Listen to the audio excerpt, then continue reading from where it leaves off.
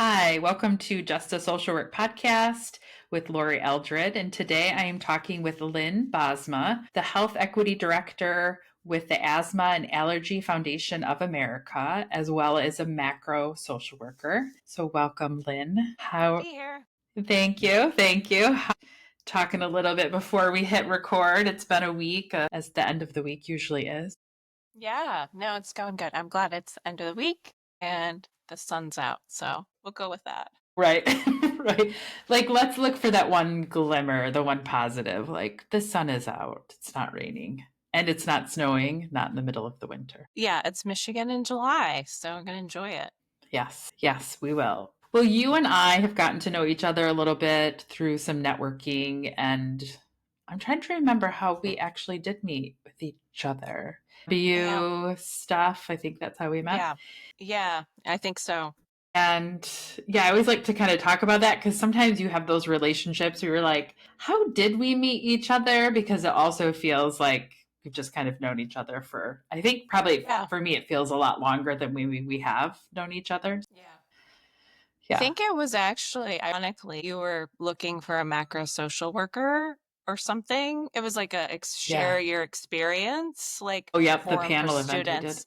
And I reached out and I said, hey, I'm happy to do that. And the Yep. rest is history. It has been. You haven't been able to get rid of me. I'm like, I glommed on. I'm like, she's a cool person. I want to get to know her. Let me keep bugging her and see what she's about. Yes. So, can you tell us, Lynne, just what it is that you do as the Health Equity Director and Yeah. just a little bit about that position? Yeah, it's a little unique on a social work podcast, right? As Lori mentioned, I work for the Asthma and Allergy Foundation of America. It's AFA, AAFA for short.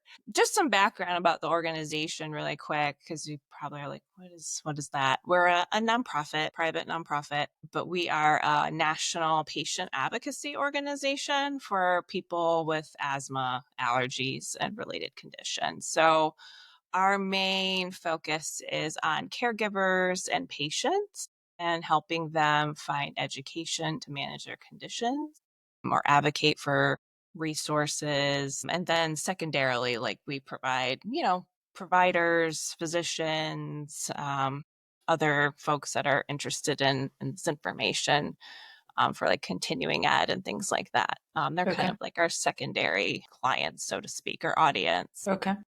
Yeah, so that kind of helps frame it. But so, like, in the nonprofit world has kind of been where I have the most experience. But my role as the health equity director, let's see, I've been at the organization about little over 3 years.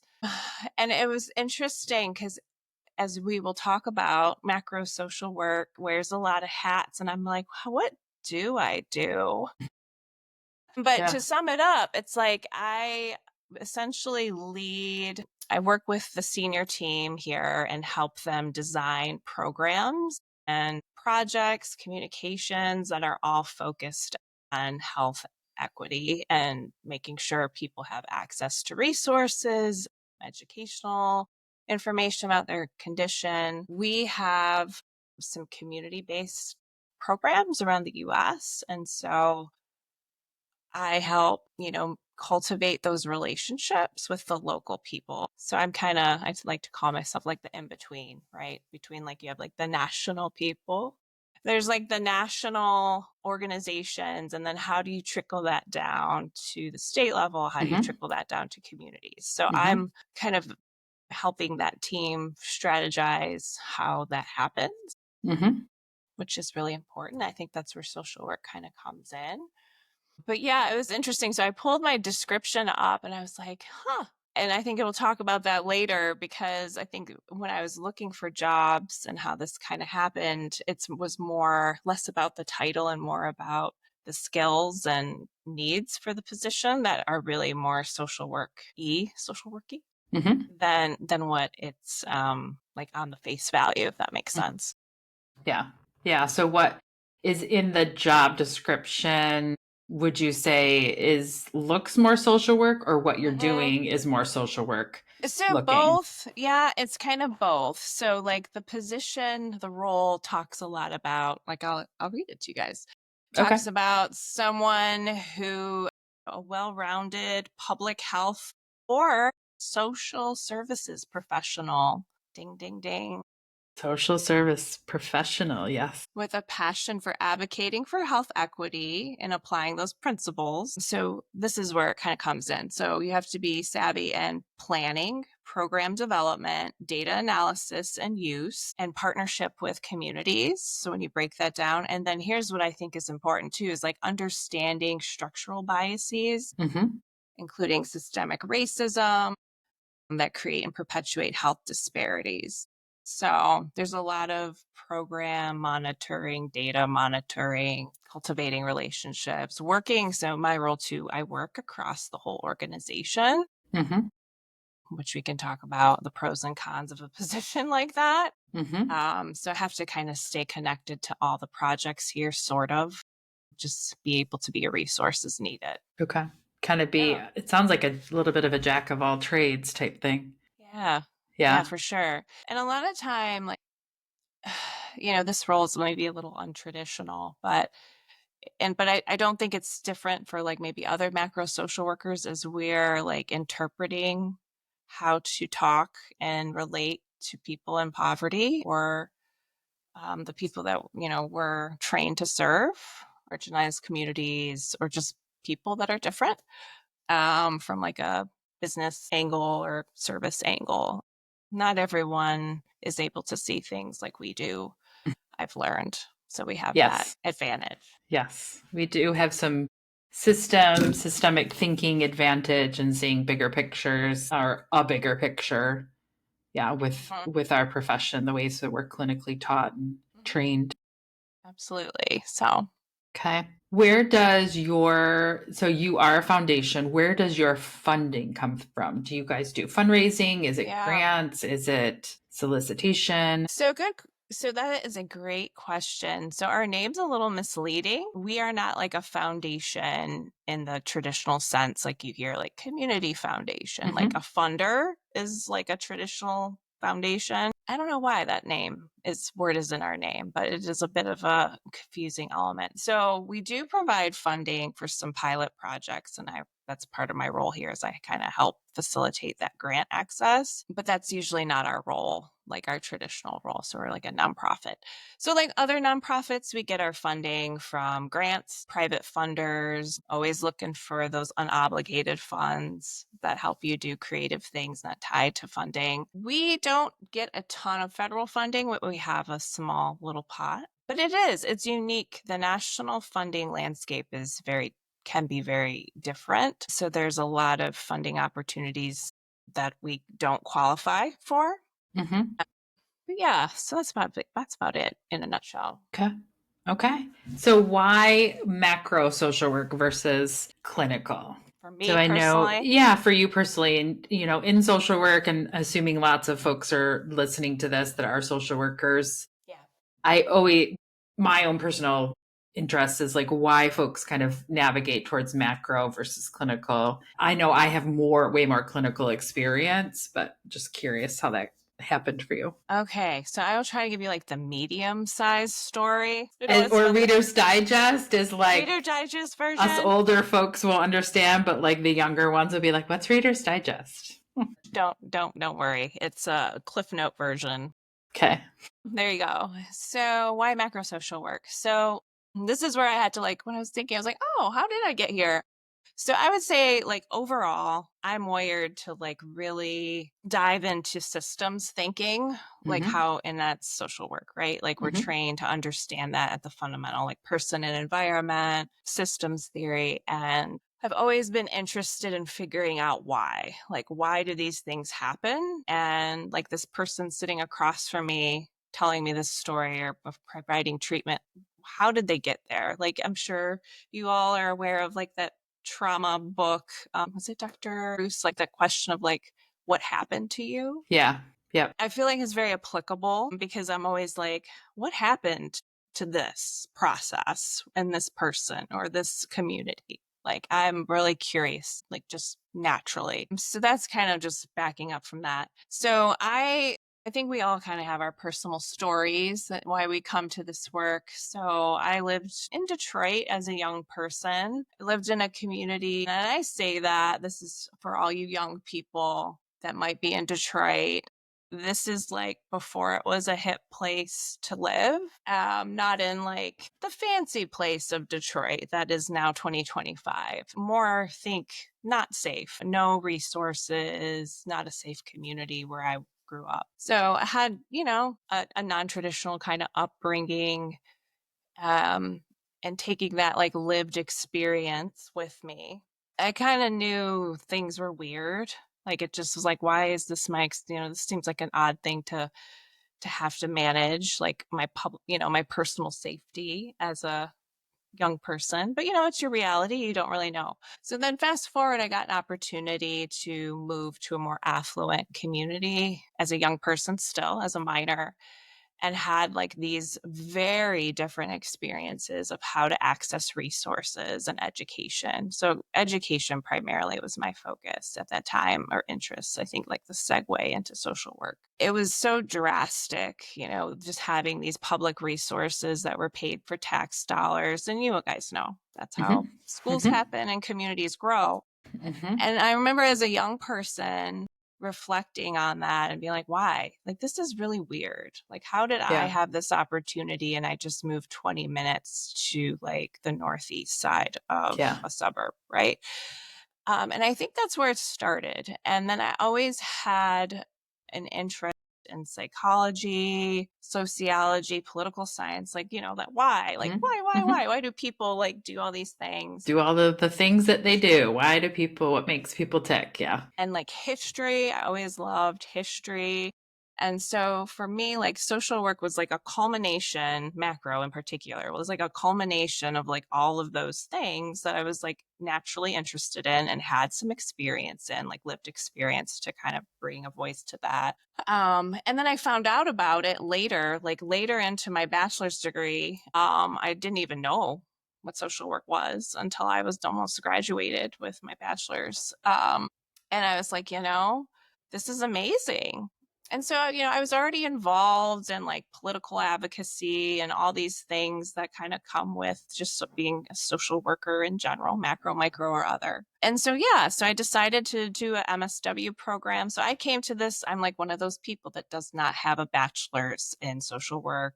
I actually have background in journalism. So my I was going to undergrad, ask. yeah, yeah. So I was a trained photojournalist, and um, really enjoyed pieces of that. But part of that is kind of related to social work because you're getting to know communities, you're getting to know their stories, you're getting to know people and tell their stories. And so, looking back now, I can see all the connections. But that business was not for me for a variety of reasons. So, anyway, went and got my master's. And I was lucky the program I went to had a macro-ish track. It wasn't really much different, just a few electives were different. And so I gravitated towards those like more macro things. Like we had like a housing elective, more policy classes, more community organizing. And so I just loved it and just kind of dived in.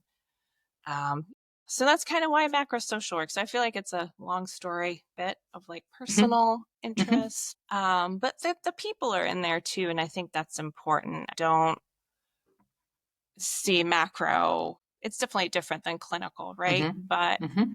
the one-on-one people skills are definitely needed in both settings. Yeah, those relationship skills. Yeah, you need Yeah. that at the macro level. You need it at the clinical level, at the meso level, at just all of those levels. Yeah. Yeah, I don't think I realized that until later on. I think it's like everything else, you practice, you get into it, you practice, you find what you like, what you don't like, and you're like, oh, then you see the connections. So if you would have had this conversation with me as like a young graduate, I would have probably had a very different answer. Hmm. Also, what I didn't mention too is like I really wanted to see change, like be a part of the change that we know Hmm. is needed at a very large level. Because I Okay. feel like that's where it happens. Okay. at the policy level and at the community level. Like if you get involved, and that's what I think macro social work is Hmm. the systems are larger, then the change is going to be, in theory, more sustainable and affect more people Yeah. Yeah. in an ideal, right? In the ideal, in the ideal world of like, let's make some good changes and we'll see that impact. Yeah, this is an And interesting yeah. time to have this conversation. Yes, because I think probably it feels, yeah, for most of us, clinical and macro, just like, is anything I'm doing making a damn bit of difference just because of so many systemic issues, barriers, obvious roadblocks, maybe even some illegal action? I don't know. That's something. Yeah, exactly. So, was that kind of your desire, like that being able to see a more sustained, larger kind of impact? Okay. Yeah, I guess that's the reader. Sorry, that's like a long way to say Yeah. yes. That was Yeah. my interest in social work, was to see a larger change, a more systemic impact. I think I was a bit naive of how that happened. Yeah. As we all are when we start out, we're like, I'm going to change the world. And it's like, you are, but We will. it's also going to change you too Yeah, in the there's just a process. lot of dips and curves and caveats. I think it's still a very powerful, profession to do. And I wouldn't do anything else. But at the same time, yeah, you realize this is really how these systems work. Hmm. We Yeah. can read about them and learn about the theory, but Hmm. yeah, so Hmm. yeah, that was kind of the crux of it. Yeah. So, what ways then do you see that you've made an impact in maybe in your part of the world and kind of this health equity, asthma, allergy arena that you're in, or just, I mean, in other ways? Do you feel you've made an impact? Yeah. It's interesting. So I'm in such a weird niche. I will just be honest. Like it's a unique patient niche, right? Like it affects a lot of people, but it's very specific, right? Like versus so before, let me back up. So before AFA, before this work that I'm doing, I had a lot more local community experience. Hmm. So I worked in a variety of nonprofits doing programs, management, managing staff, like doing case management, coaching, not necessarily clinical work, but like, people that are like maybe non-social work case managers, which brings a whole other level of complexity when managing people, not bound by the Code of Social Work Yeah. ethics. So would that be people with like maybe a psychology degree or human services or okay, some type of bachelor, Exactly. different Some type bachelor's of degree? bachelor or master's degree that is not, a clinical social worker, providing that one-on-one kind of. Anyway, so backing up. So these 3 years have been a bit unique. So more community work in the past, more focused on people with disabilities, I feel like is my main thread. Like if Hmm. we all kind of have our expertise over Hmm. time, might be substance abuse or whatever your professional niche is. I've been always a jack of all trades, but that seems to be like the underlying current is I've always worked with people with a variety of disabilities Hmm. and often in poverty, or having some type of resource access issue. So I worked in homeless services in the past, so housing, which was, I mean, so many complicated barriers. I'm sure Hmm. you all know, listeners know, Hmm. education, access issues, and helping people advocate for higher ed needs and K through 12 needs, and then workplace accommodation issues and helping people get training and ready for work. All these things that impact our day to day that we don't even think about if we Hmm. have that privilege, but a lot of people need help doing those Hmm. basic things. Hmm. So looking back kind of over that time span, where my mind and from like a Mac, I feel like there's two different answers. I could give you projects, right? Like how you say, like, here's your resume, here are Right. the things I did this. I did this and it made this change. But the thing my brain always goes to, like automatically when I'm asked these questions, ironically, are the staff, one on one staff, or the teams I've had the opportunity to work with and help create systems like within an organization. I think that part of my macro, skill set. Hmm. I enjoy helping organizations and teams come up with more fluid ways to treat people, like patients, clients, participants, whatever. And then, and consequently, like looking at helping like the organization treat the staff better, Hmm. and helping close those gaps. So those are kind of the things I think about, of like one-on-one conversations even that I've had with staff, that, I've had, it's always this one conversation I've had with one person that sticks out that said, I really enjoy that you're my supervisor because you make me feel like I matter, like I'm a human being. I was like, Hmm. oh my gosh, Hmm. like, thank you. Yeah. Like Get the Kleenex. this is not my client, right? This is Hmm. my staff Yeah. that I'm responsible for their output, And so those are the areas where I think like I, in the past, and this is, locally in Grand Rapids, have come to some places where I've seen how broken the internal system is, and I've had the opportunity to change it. And it's still, some of it's still a little, still the same. So on that way, I can see those macro effects, which is really cool because that, people don't know you may have done that. That's also the like caveat, right? Hmm. No one really knows what the manager does until Hmm. sometimes they're gone. Yeah. Yeah. Or sometimes things maybe break or things don't Yeah. happen. Yeah. It's kind of this negative thing almost. Yeah. So I feel like looking back, like that sticks out is cool opportunities that I've had to work and get to know people individually. I also make some changes that make everyone's life easier, and access, like how people engage with an organization can really make it a barrier. Yeah. Not There was Yeah. an organization I used to work with locally. I am not sharing any names, but it would not be uncommon for someone to wait 2 hours to get in touch with someone on the phone. And so I worked with a brilliant team. This is a while ago. And, we changed it all. Hmm. We looked at the start, like how does a client start and how do they Hmm. exit and how are they Hmm. treated with dignity and respect within or not? How do we lose Sure. people?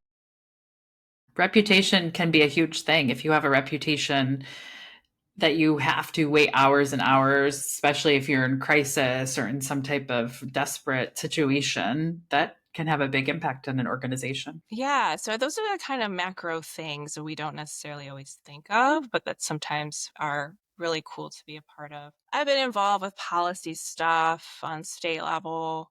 And that's cool. It's slow to happen, and it's always in a Hmm. team, right? It's not Yeah. just me. It's, I got an opportunity to draft some like state guidelines of education when I lived in a different state, and I got to see those, help students be more safe in school, and that stuff is really cool too. Little blips of like little pockets of success, but yeah, those are kind of the things that I think about. And even just pointing out, I think that idea of like big change takes a long time. It is not just, we're going to quickly write this bill and, right. It is a long process. And you're right. It doesn't ever really happen as an individual. Perhaps an individual's experience might spark some Hmm. changes, like you think of like the Amber Alert or some other like bigger national, even statewide changes or initiatives. Yeah, Maybe that particular incident or issue sparked, but the change usually happens much more dynamic way. absolutely. And it takes time and dedication. And I think a lot of people, it doesn't come easy, and some people might not stick with it, or it can be tough. I think that's the challenge of the macro side of things, which I know you didn't ask, but that can be the challenge, is these complex issues are very challenging. And you guys on all levels of social work, we experience this, right? Clinical and otherwise, but sometimes we don't get to see like that client in the room with us have that aha moment, and Hmm. that kind of feeds our like, "Oh, yeah, this is what Hmm. that little dopamine hit that, like, Feeds our I am ego. help. Yeah, it feeds our ego, makes us feel like we're actually helping, where, like, these larger conversations, these larger projects, these larger strategies, sometimes you don't feel like you're really doing a whole lot. And especially if you're in the muck of it and you don't take the time to reflect on any progress, which I know most of us, because we're so busy, don't It's always hard do to so do. easily.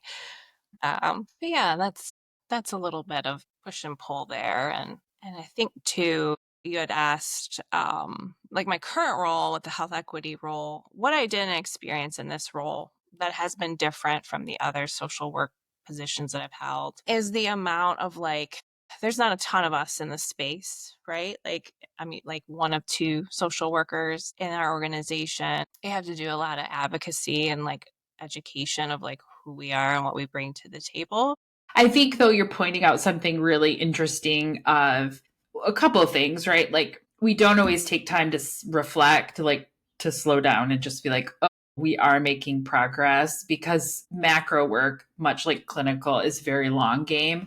You have to have a lot of patience. Also know that probably I'm just going to be a piece or a part of this whole big thing. Sometimes we don't see things from beginning to end. I think more times than not, we probably don't. Life changes, projects get shelved, or you start on a big initiative. This seems like a really great path we're heading down, but funding changes or gets cut, or people leave, or right, you get a new CEO or director that wants to go in a totally different, kind of focus or direction. And like, though all of those dynamics can impact. And so I think too, our profession doesn't always encourage us to like reflect, like, hey, to sustain us, hey, I've done some good work in this area, and just even saying it out loud, or like just taking time to acknowledge it. And I think that's needed so that we can sustain ourselves.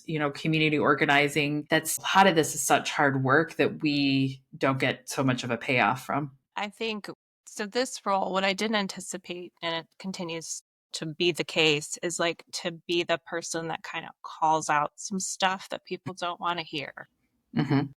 And I think that's maybe the case in all of our roles as social workers, Mm-hmm. but some of us have more comfort in maybe doing it or not and not rocking the boat. But, I've made some assumptions that are incorrect of like what people understand as like a life experience of individuals that just the people don't know what they don't know. And I think Mm-hmm. that is applicable to professionals. And I think this job really like solidified that for me when I'm talking to CEOs or PhDs or all these people, like this really high educated level. And then you realize very quickly that they probably have never experienced poverty themselves.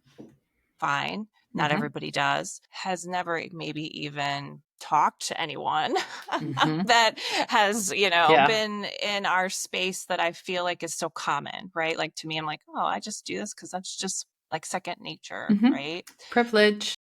The privilege, that is spot on. Mm-hmm. Like, and I hate to say that word because it's overused, but I think privilege to me in this space has really been astounding and an eye Mm-hmm. opener. And it has also explained a lot of the struggles I think we're seeing at a national level right now.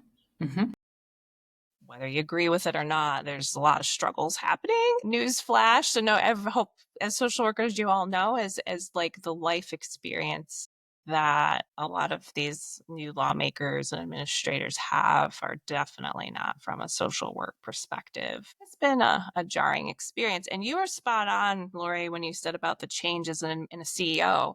So my role when it came to be at this organization 3 years ago, and one of the reasons this organization decided to invest in health equity was after the George Floyd murder and, this kind of national awakening of, hey, this is a problem with equity and it's always been that way, but there was like this Mm-hmm. national and local push, and so consequently to that there's a lot of momentum, there was a lot of funding opportunities, a lot of everybody, it was like not everybody but it was a huge thing that Yeah.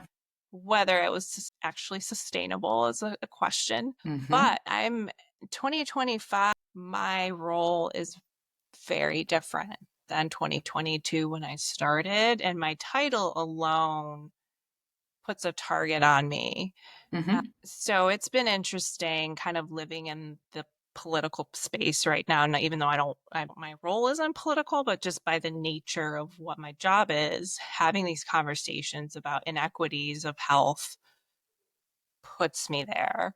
So I wasn't, I knew it was going to be hard, but I don't think anyone waved their magic wand and thought that 2025 would be so jarring for our profession. So yeah, it's been an adjustment. Yes. And I think I mean, just it's been an adjustment in the last 5 years. We think about that, that murder and the massive awakening, the investment, all of this stuff. And, 5 years ago, 4 years ago, 3 years ago, like there was a lot of openness to tackle some of these systemic issues and examine how they're impacting our communities and societies and creating barriers and denying access. And then I feel the door slammed shut kind of last year. And even now, even, right, we have such a different narrative of what DEI is, what health equity is, and how so many organizations now are just pulling up funding and not doing the investment, getting rid of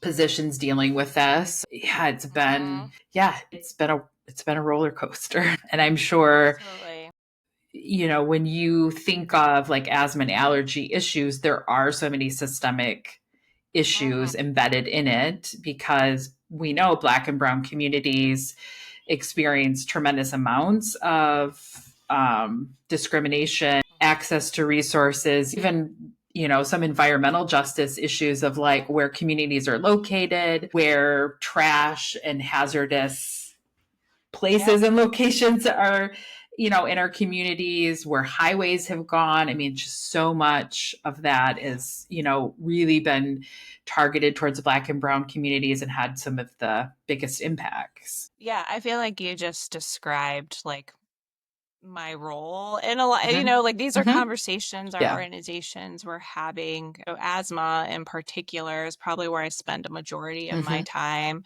Like when I say asthma, but like working on reducing barriers to care and education access and how to manage condition. Because it is one of the conditions, there's other health conditions, sure, but it's one of like the top ones where you live truly impacts how Yes. you manage. And even if you get it, if you live in a urban congested city, Mm-hmm. your chances of getting asthma are going to be much higher than a clean suburb with limited, manufacturing around it. And Mm-hmm. so those issues were already very heavy and very, we also focus on clean air access, like things beyond just like the face value of like getting Yeah. medication and things like Right. that. And there was a lot of momentum. There was a lot of investment in green energy. Mm-hmm.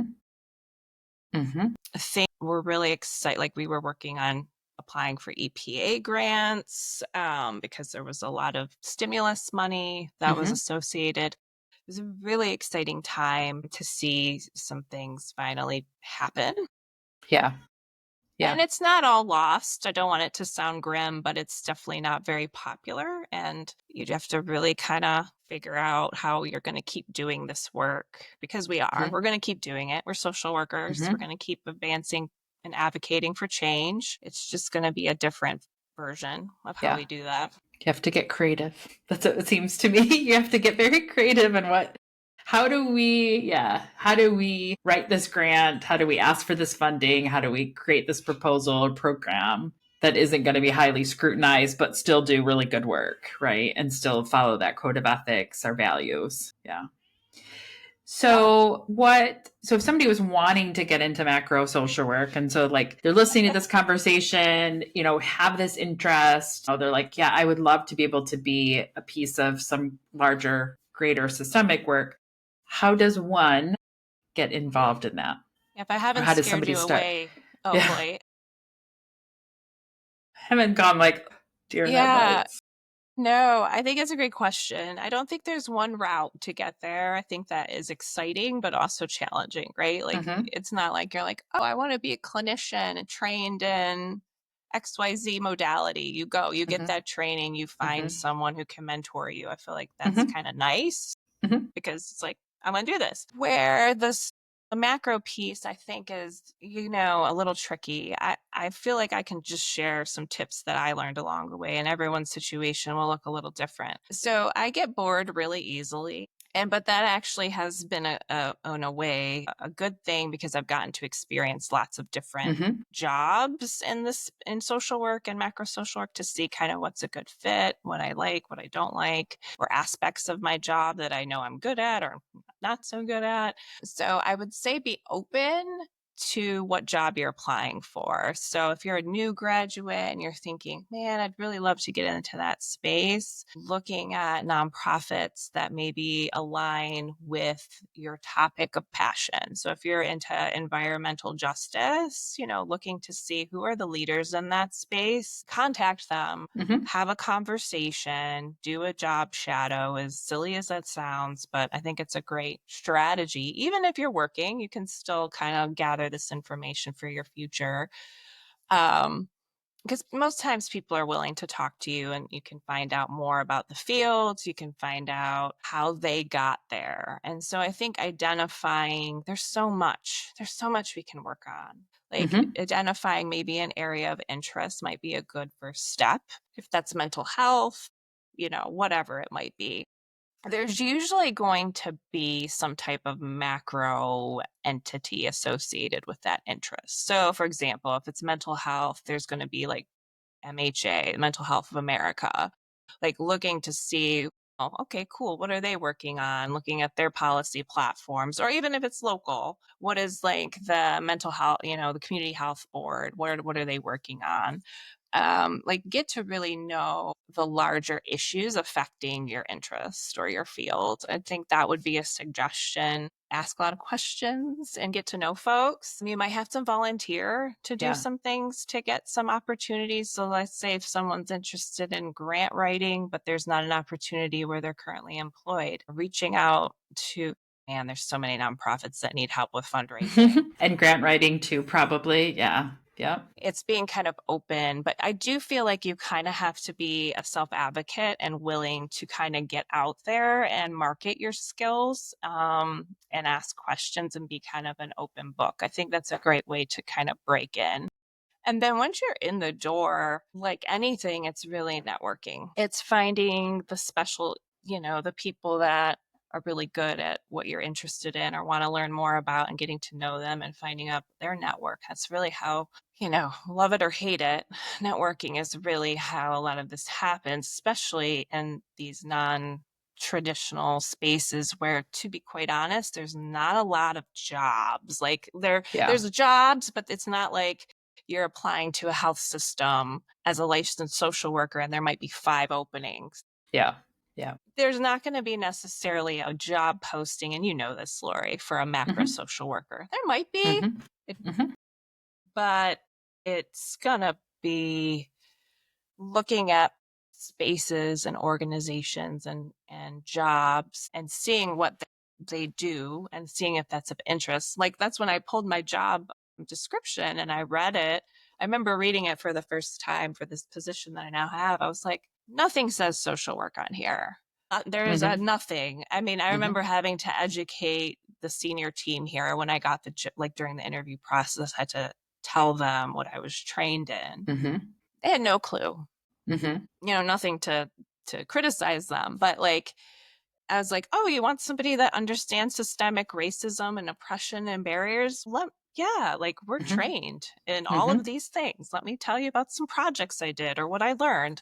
And the other thing I'd say is, taking some class, not necessarily like get a degree classes. Certifications are a good way to like expand your macro skill set, or just community classes, kind of being open to those kind of things. Yeah, those would Excuse kind me. of be my overall thoughts. I actually get this question a lot, not necessarily from a social work lens, but from some professionals, newer professionals that want to work in health equity, Yeah. because that is a thing. Like people want to get into that. That's what, their ideal job is. And they're like, tell me, how do I get this job? And it's like, Right. well, Like, well, ugh, it's a little bit of a process, right? Yeah, I mean, some people get lucky. I think it's depends on where you live too, right? I would say the opportunity for macro-ish positions could also they're more plentiful depending on where you are in the United States. DC for a great example. Man, there's like a gajillion macro opportunities in a community like that that you could easily insert yourself, policy or otherwise. There's just all these hubs are there. Where I work is one example. But that's not it. I mean, larger cities are going to have a lot of home bases for more macro-ish kind of things. Not just, but anyway, macro doesn't have to be that big too. Like West Michigan, there's a lot of stuff happening too. Yeah. It's just plugging in. Yeah, West Michigan is a highly philanthropic Mm. community with numbers of foundations, donors, very large donors, smaller community organizations. And I could imagine, doing things like going to board meetings, serving on committees, right? Applying to be a board member or other Oh ways yeah, you can start, kind of getting some of those experiences. good idea. Locally, we have like the Johnson Philanthropic Foundation. I think that's their name. There are, like you said, those community organizations that provide classes, training, support if you're interested in more of a macro philanthropic Hmm. professional career. Like the Johnson Center has a Hmm. series on grant writing, grant making, serving on a board. They have a lot of cool programs that you can participate in. And so there can be a variety. I think when you're more clinical feels a little bit easier to get into because that's what Hmm. usually the training is. Hmm. And it feels a bit more mysterious maybe with the macro when you're just kind of It like, does, yeah. how did like how can I get here? And social work has so many great skills, relationship skills or the foundation of networking, things like that can really be an asset if it is a more non-traditional like social work macro, being understanding there's systems theory and systemic barriers, racism, ableism, all of that type of stuff, like coming in with that frame, it can be helpful Huge. for a position. Yeah. Yeah. I think as you say that, I think about mentorship too, like Mm-hmm. finding a macro social worker who you can talk to, maybe Mm-hmm. mentor you, guide you, Mm-hmm. introduce you to people, which is always helpful too. I wish I had that in the past. I kind of did, but I probably could have been a little more intentional on finding that. I just was lucky I had some great supervisors along the way. Mm-hmm. Mm-hmm.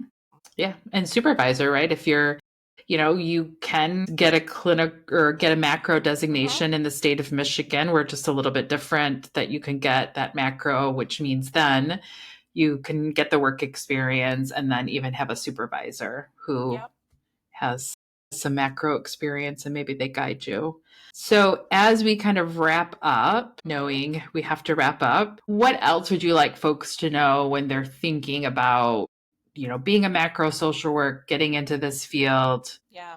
things that maybe to avoid that or things that were helpful? Yeah, that's a good question. I think, I wonder how many non-macro interested people are listening to this podcast. I don't know. Maybe there are a few.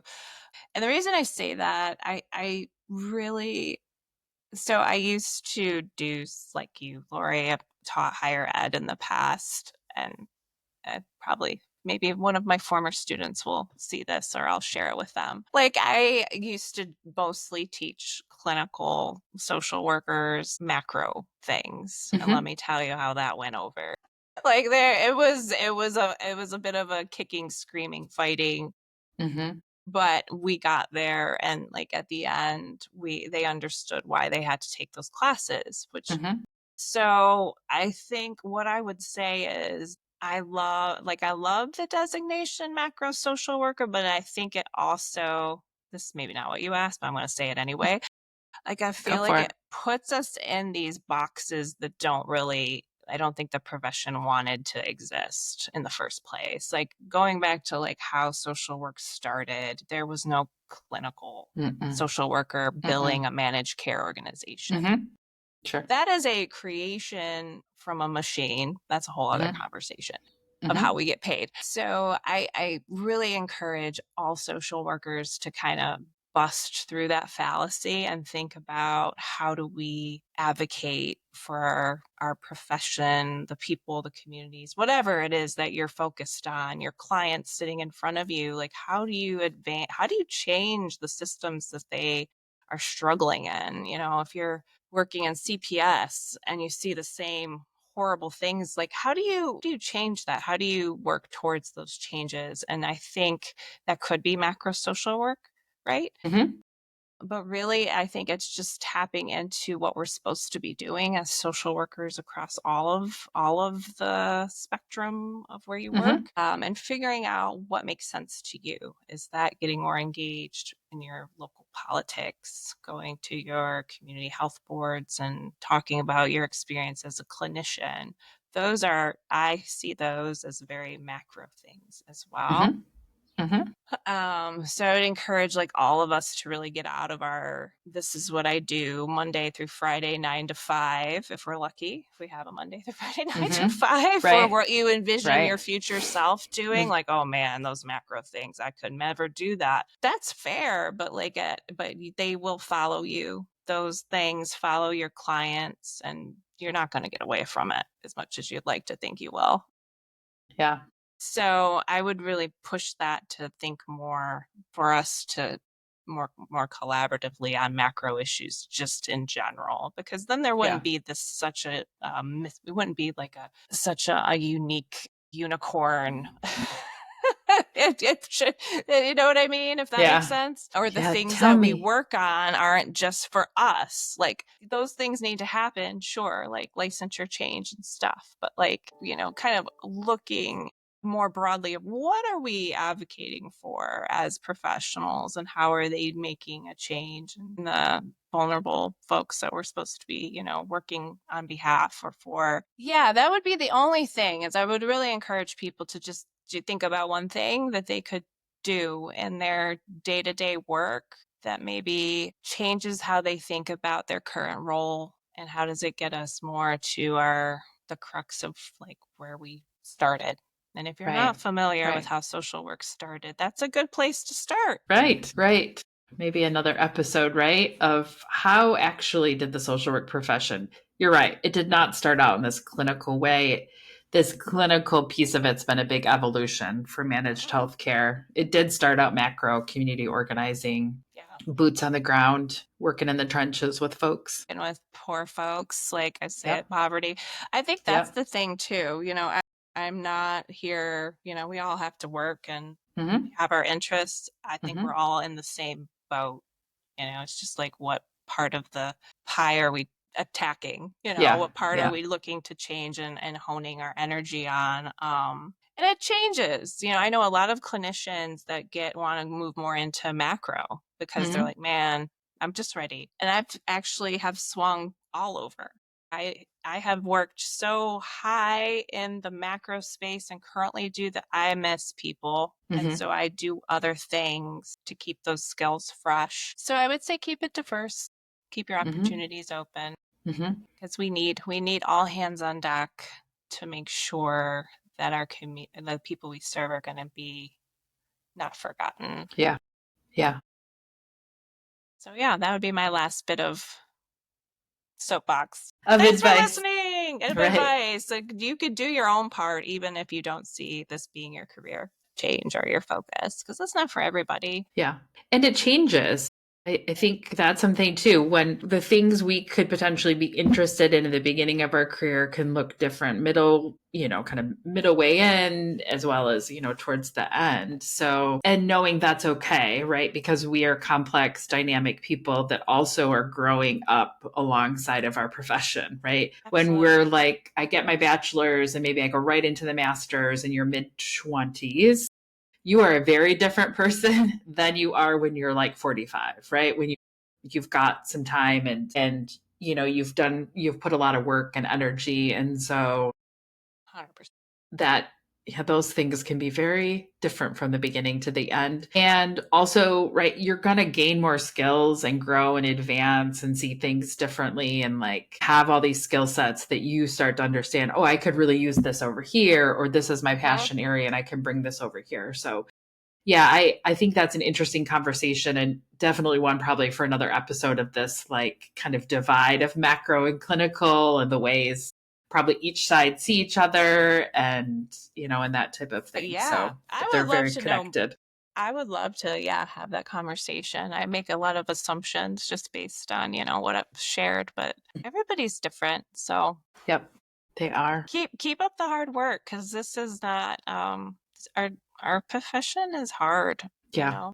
Yeah. It If we is don't not for take the faint of heart. it really is not. I feel like social workers and public educators and healthcare providers, like to me, like those three entities have a lot of in common, being Yeah. not always respected or understood in other spaces. So we got to stick together.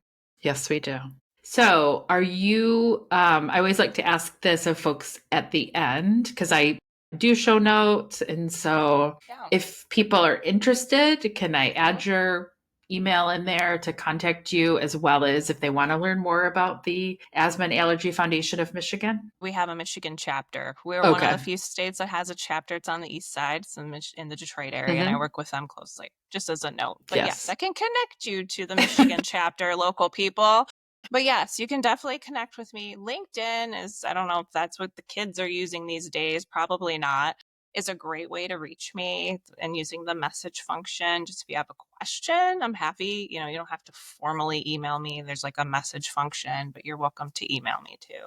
Okay. Well, thank you, Lynn. It was a pleasure to have this conversation. And I think having this conversation in a more in depth way, I know we've talked about Mhm. clinical macro stuff and the social work profession in general, but I really appreciate that, we did dedicate this time and space to sit down and talk through some of this Yeah. nuances or these nuances of this macro designation versus clinical macro experience, what it means to be a macro social worker. So I very much appreciate you, and I know I will see you around and see you later. Thanks, Lori. Take care, Yeah. everyone. Bye. Bye. Thank you for listening to this week's episode with Just a Social Worker. It was a pleasure to talk with Lynne Bosma, macro social worker, and her amazing work with the Asthma and Allergy Foundation of America. If you want to hear more about social workers like Lynn, clinical social workers, or just social workers doing amazing work, please follow so you can get our podcast every time it drops.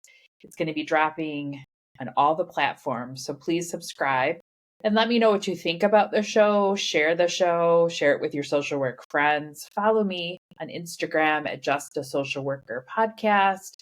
Slide into my DMs. Let me know what you're thinking. Go ahead, rate and review us. Do all the things to support your fellow social worker. And I will see you in the future.